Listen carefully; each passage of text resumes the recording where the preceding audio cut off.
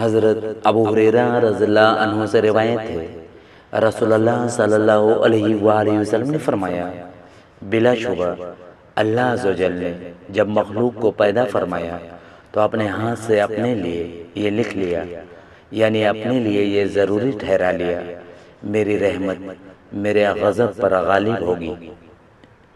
رسول اللہ صلی اللہ علیہ وآلہ وسلم نے حسن بن علی رضی اللہ عنہ کو بوسہ دیا۔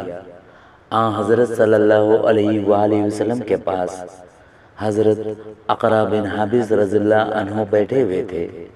حضرت اقرا رضی اللہ عنہ نے اس پر کہا کہ میرے 10 لڑکے ہیں اور میں نے ان میں سے کسی کو بوسہ نہیں دیا۔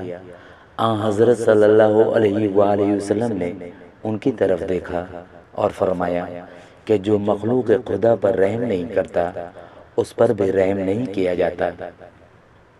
نبی کریم صلی اللہ علیہ وآلہ وسلم نے فرمایا، اللہ تعالیٰ نے مخلوق پیدا کی، جب وہ اس کی پیدائش سے فارغ ہوا تو رحم نے کھڑے ہو کر رحم کرنے والے اللہ کے دامن میں پناہ لی۔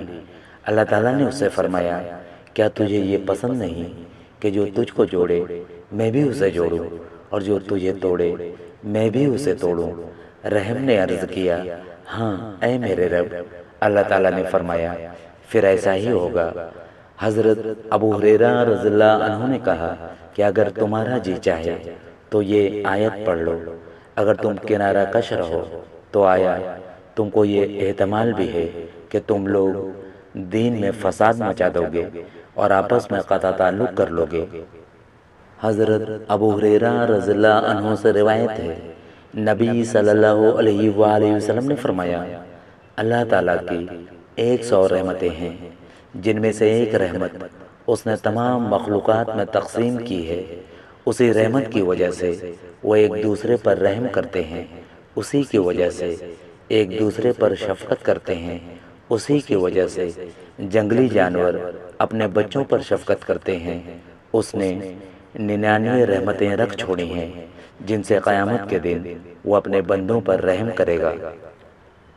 رسول اللہ صلی اللہ علیہ وآلہ وسلم نے فرمایا کہ اللہ تعالیٰ نے رحمت کو جس دن بنایا تو اس کے 100 حصے کیے اور اپنے پاس ان میں سے 99 رکھے۔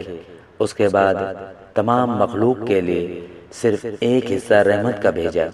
پس اگر کافر کو وہ تمام رحم معلوم ہو جائے جو اللہ کے پاس ہے تو وہ جنت سے نا امید نہ ہو، اور اگر مومن کو وہ تمام عذاب معلوم ہو جائیں جو اللہ کے پاس ہیں تو دوزخ سے کبھی بے خوف نہ ہو۔